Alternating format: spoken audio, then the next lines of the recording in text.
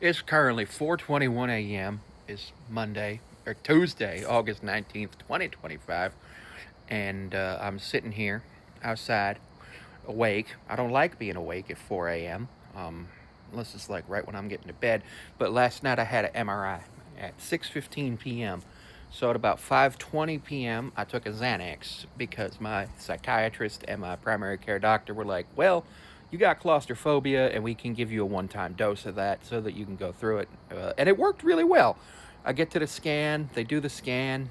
Um, I go in. They put my back in there. They scan the whole thing. Takes about a half hour actually, because I couldn't stop moving for the first couple minutes trying to get comfortable. Not because of anxiety, but actually because the position they had me in actually exacerbated my pain. But what happened after that was I got some dinner afterwards because I stopped eating pretty early in the day beforehand because I was like, I do not want to throw up in this MRI machine because that would be really dangerous. Um, so I did that, and then I got some dinner, came home, and immediately after that, I crashed.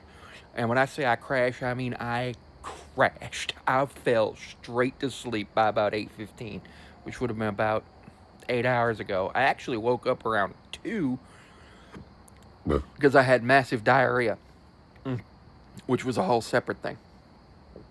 Wasn't fun. But I'm sitting here now thinking like, I'll probably get back to bed for a little while, probably get back awake at around noon, something like that. Hopefully feel a little better, but if not, I'll probably just, go back to bed, get up around 8, 9 o'clock, play House Flipper or something, maybe do some live streaming, maybe sit around and fart a lot because farting feels really good. Uh, I gotta wait for the MRI report. I get the MRI report on Monday of next week, so it's 6 days at my orthopedic doctor office. He's going to tell me, be like, hey, so this is what the MRI says. And I'll be like, okay, very cool. What should we do about that? And then he'll be like, well, we can do this, this, this, and this. And I'll be like, well, let's try this. And if we try that, we can go on and see that. We might have to redo the MRI in a year, depending on what's actually wrong with my back. But knowing all of that, it's good. And I actually got to go into something called an open MRI, so it didn't feel as bad. My head was still in it, just due to the fact that they were doing the lumbar spine and it was an open MRI.